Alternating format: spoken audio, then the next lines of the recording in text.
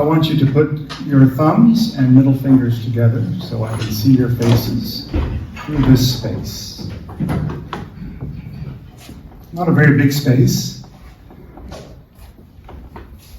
Maybe what is it in centimeters? 12, 10, 15? Depends on your hands.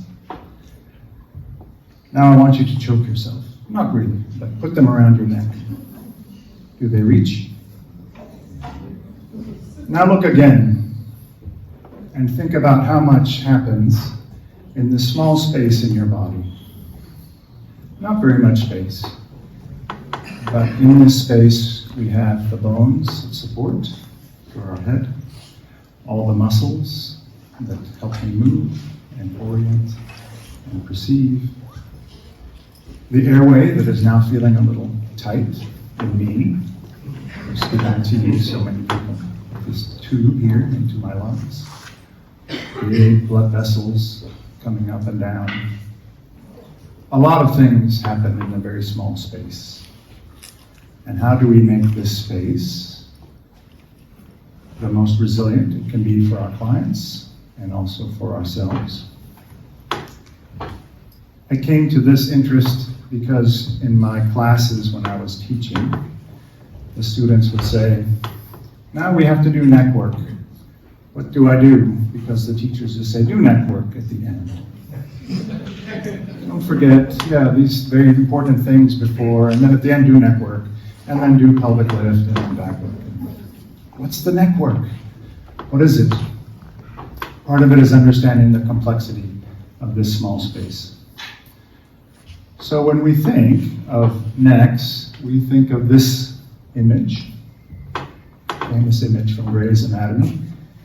This is the structure that we think, very beautiful drawing, many complicated things that we just talked about.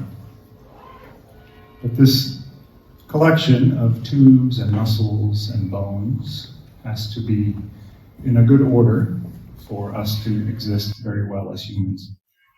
So this part of my body helps me orient, which is helpful in Munich when I'm walking. Many bicycles are coming.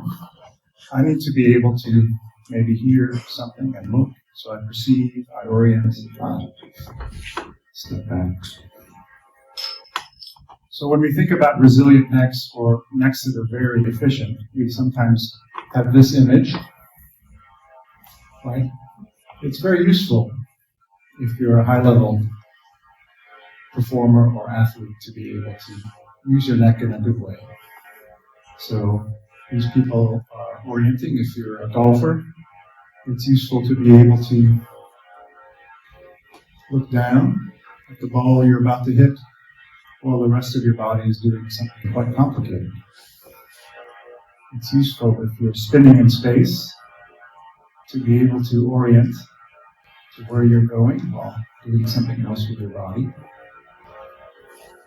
Complete focus on where this, if you're throwing something, where this is going.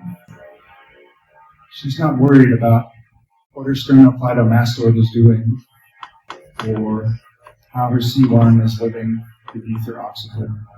She's completely focused on getting this javelin further than her competitors, coming over the bar. So when we use our necks in a way that is good, it helps us with this orientation and perception, and then where we go, what we do. But usually, many of our clients aren't like this. Some of them maybe. Does anyone have some high-level athletes in their practice? It would be very nice to know. But many of us also have other things we want to do with a resilient neck and a resilient body. We want to be able to dance with our children in a way that doesn't hurt or that expresses joy. I want to be able to clean my house and make sure everything is nice when my friends come. I want to walk my dog and not be afraid of where I'm going, or I can see what she's doing. Or also, we teach. When we're working on our clients, we have to focus on the table and be able to use our heads in a way that's efficient and effective for communicating with a student So there are many things that this part, very small part of our body, has to do well in order for us to live an effective life and joyful life as humans. So let's get a little bit of the hardware out of the way. These are pictures from the Time Anatomy Atlas that we use in our practice, but these are familiar to you. We have these very superficial muscles. Even the platysma is completely within the superficial fascia, even outside of the deep fascias of the body. And the thing I've come to instruct my students in what I'll share today is that we have these, as many of you know, these layers of the neck that are within one another. And when we get those layers in a good relationship with each other, then we have a good opportunity to make this part of our body, very small part of our body, pretty efficient and resilient. The other thing that we all know that's very interesting is that, the top of our neck really is here, quite high under the ears. So you see this part of my neck, but really that's just the lower part. We have so much of it that's behind the jaw and the nose. So these wrappings that we'll talk about, first these very superficial ones, the most superficial within the deep fascia, the trapezius and the SCM, sternocleidomastoid. When we can get that first layer to be loose and able to accommodate the big motions it does, then we can then start to focus on the deeper structures. This is a point, this structure here is something that I talk a lot about when I'm teaching students, this posterior cervical triangle of the fascia of the neck. It's a very easy handle to learn. You can find your fingers on it at the front anterior side of it, posterior side of it. And when you get really familiar with this as a place to hold, I find my students very quickly start to learn how to then proceed deeper into the neck. So working with that first, I think, is important. And then we have all these wonderful cross wrappings of the deeper erector spinae muscles and splenius muscles coming across. So this capability of this almost crossing of structures and fascia is what helps us to have all this wonderful mobility. These are these layers. Many of you, I think, know this already, but it's worth, when I have beginning students, they just think of this as a blob, right? And it's useful to know the complexities of this. So here's this orange layer is the most superficial of the deep fascias, which is the investing layer. It invests around the SCM and the trapezius. And when we get this one in a nice relationship with what's deeper and also above and below, then we can start to focus on these two deeper layers, the pretracheal in front and the prevertebral in back. So as a Rolfing theory, we start to work with the sleeve first, and then we move into the core sessions. So in my neck work for the first three sessions, you're really focusing on this outer layer, the superficial layer, and how it relates to the deeper ones. And then when we get into sessions 4, 5, and 6, we're working with these deeper ones. So just like we have the idea of the sleeve of the body and the core of the body, we also have the same setup in the neck that then we can use to structure our neck work in a very systematic way. So one thing about, like, when the students say, what do I do and when do I do it? I say, if you start to think about it in the same sequence that you think about working with the body, superficial to deep, and also from within the core sessions 4 and 5, which are the lower limbs connecting to and through the pelvis, and then 6 up the back line. If you use these same ideas to structure your neck work, then you don't have to do everything at once. And the other thing that's, I think, so nice is that if you spend this time even just doing 3 to 4 minutes of this neck work sequentially before your client comes to 7, when you get to session 7, you've already introduced yourself so much to this territory. And your client knows it. You know, you've been working fairly intimately with these structures. So they're not surprised when you say, also we work in the mouth and in the nose. What? you know. You've already been working so intimately with these structures, specifically this part of our neck, which is the visceral neck, which I think of as this part. We have this visceral neck and this sort of neural neck in the back. So this place that's so delicate, we have this hyoid bone that is quite delicate, but very important in how this whole part of our visceral neck is suspended, the thyroid cartilage and the trachea. So my ability to express is also living in this part of my neck.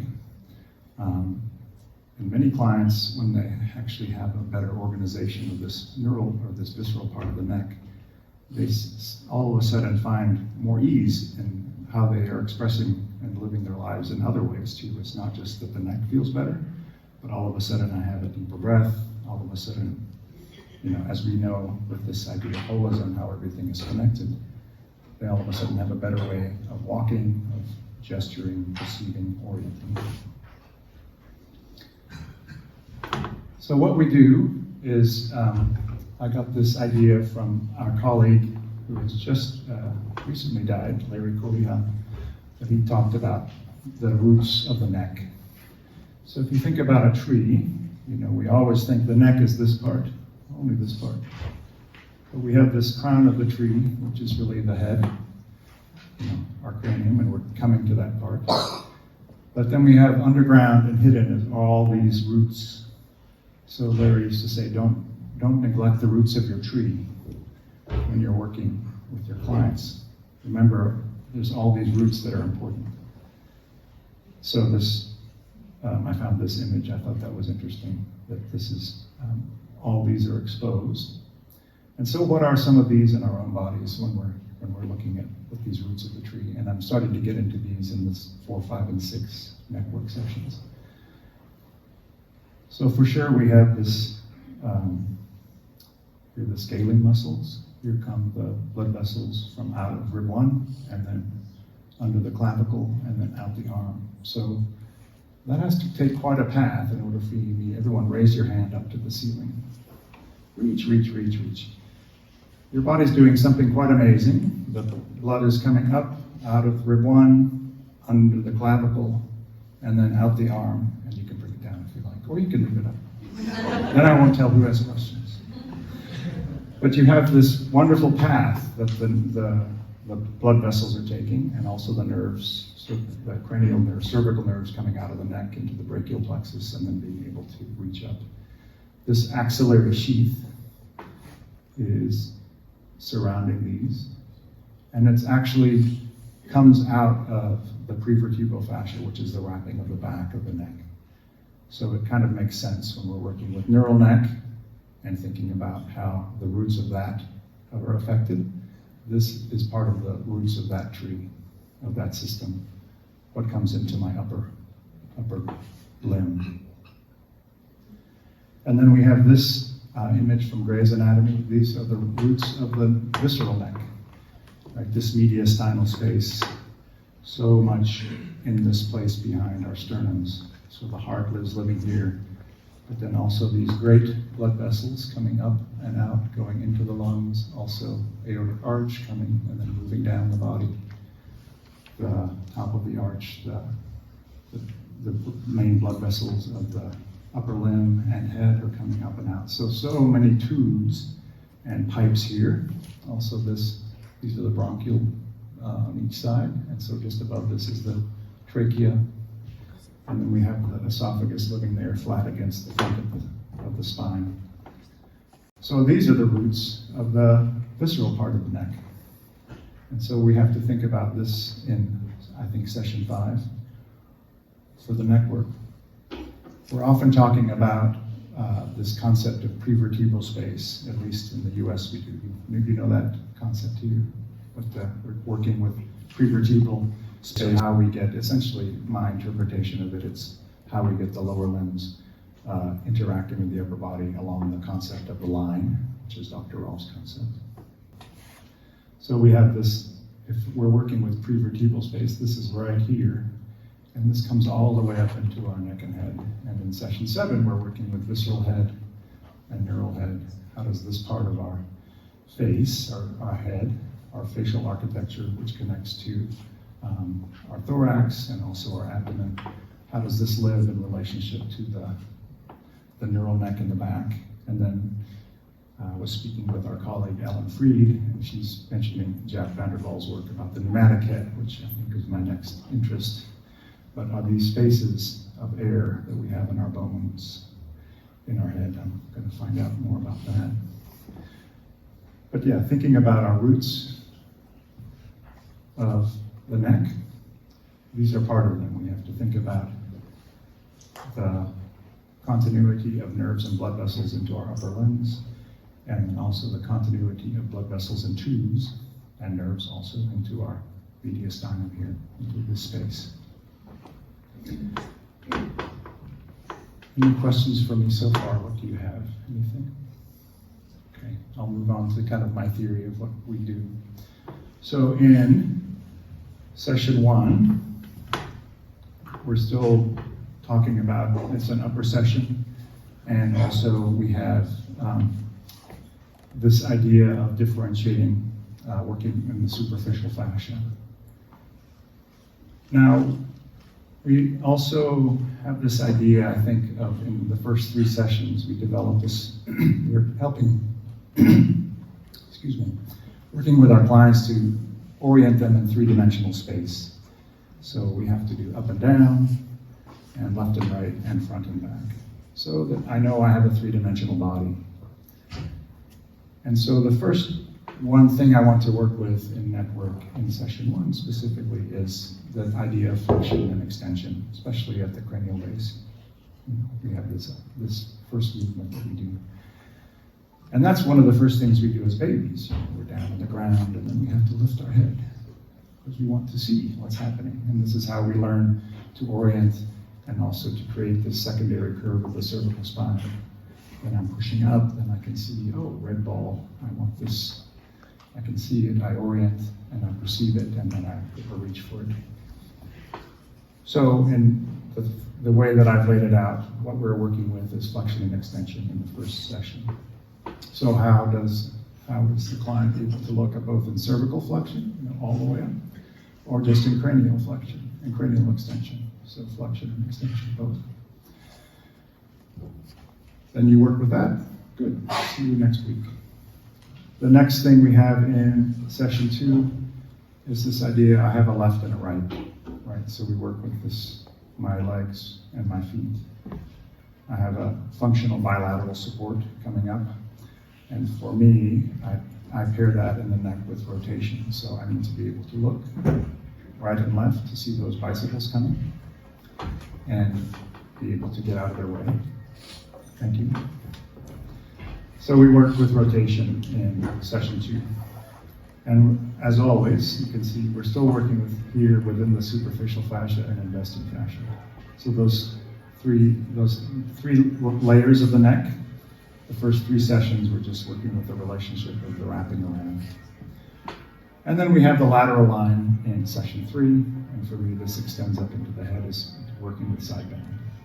So these are the motions I'm working with and the restrictions that I feel I want to have addressed within the first 3 sessions. So first flexion extension, and then rotation, and then lateral side bending.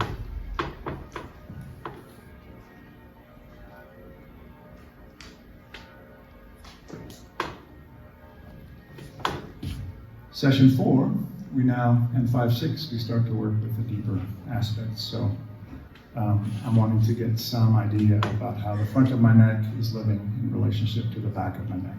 So superficially, I've addressed things.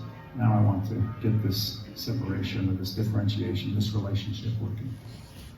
So first, in 4, we're working with how this midline comes up through into the pelvis and up into the body.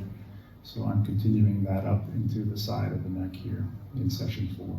So working on this anterior lateral aspect, which means that we're working in the front of the transverse processes, working with how that pretracheal fascia has some relationship and ability to start to let this have a sliding and gliding, this very strong tube, this thyroid cartilage and trachea, how that can start to have some ease in the front. And then in 5, because this is when we're working with the psoas, is kind of the idea, then we're working here in the middle of the neck. So if you think about, I didn't bring a picture, but I should have. If you think about the longest colli muscles and those strong muscles of neck flexion and cranial flexion, I like to picture them as the psoas of the neck, because they're coming like the psoas attaching to the vertebral bodies and transverse processes of the lumbar spine, and then of course into the leg, into the thigh. There's not an appendicular limb in the neck, but those muscles kind of do the same thing. The structure of them, to me, reminds me of a psoas when I look at it. So I say to the students, you're working with the psoas inferiorly. Now also think about this part of the neck that is like the psoas. It's also, there's no muscles attached to the front of the spine of significance between the psoas and the longest colli. So between T3 and about T12, there's a lot of suspensitory ligaments for our organs, but not so much anything for musculature. So you're bridging the gap from the psoas up into this neck and then also the head. And then in 6, of course, we're working with the posterior aspect. So we have, you remember the big phrase for session 6? Yeah, free the sacrum. Anyone? Free the sacrum. Free the sacrum. It's like a demonstration. Well, what does a sacrum, a freed sacrum, mean for the head? How does the sacrum here at the base of my spine relate to the occiput and the things that live above it? So we're picking up the posterior aspect of the neck and deep connections into the posterior trunk. It's almost like we're thinking in the sessions 4 and 5 about prevertebral space. I made up this term. We have this postvertebral space. What does that mean? And what does it look like? So what do I have missing? 7, 8, 9, 10. Good, yeah. What do we do for that? Well, essentially, by the time you've done all of this neck work in 1 through 6, then you have familiarized yourself with what's happening in this area for your client. And then you can do anything from session, the previous 6 sessions you can do in session 7. What still needs to happen? Maybe the rotation is the biggest problem. Then you work on that. But you've built yourself potential for success, so you don't have to do everything that relates to the neck in session 7. You already have 6 sessions worth of experience, and almost as importantly, maybe more importantly, your client has 6 sessions of experience with you. And so now they are used to this, you're working there, that's not a surprise, and it makes complete sense to them that you are wanting to work more effectively or more specifically in this part of their body. And then you do what you do for the head. Good. For 8 and 9, I go back to the session 2 and session 3. So in the US, we do, for our basic training, we do either choose a lower session or upper session. And that's the choice to make. So for the lower session, which has to do with the lower limbs, I say choose rotation, because we're coming back to what bilateral functional support is. So choose rotation.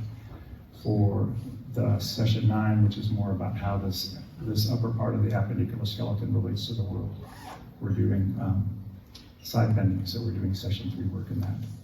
And then at the very end, session 10, you are back where you started. So you're working with the superficial fascia and leaving this, if we do that 2-handed ordering with our clients, or getting the whole fascial wrapping, stocking comfortable, that's where we end. So you've started sequentially moving from the superficial into the deep and then back out to the superficial, just like we do in the series. So as a way to lay out network for me, this seemed to make sense, and my students seem to appreciate it. Again, it's a way to do network. It's not the only way. But for me, this seemed to work out in a good way that matched what was happening within the series. So we have, we have to have a nice way for our head to live on top of our bodies so we can be happy in this place that we live in the world. And also, here's some resilient necks also. This baby is not really even thinking about how does my head live on my body. He's just happy to be there with Dr. Rolf. And Dr. Rolf is thinking, what can I do with my hands on this baby? Right? And she's completely orienting into what's happening. So her orientation and focus is on the client.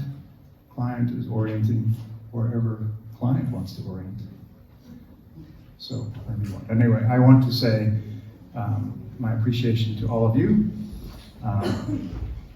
I wouldn't be here if you weren't interested in what I had to say. So, I'm inspired to be here because you are inspired to be here. So I thank you very much for your kind time and attention. And please forgive any missteps I make, but I'm always happy to continue learning and continue discussing this wonderful thing about Rolfing that we have. So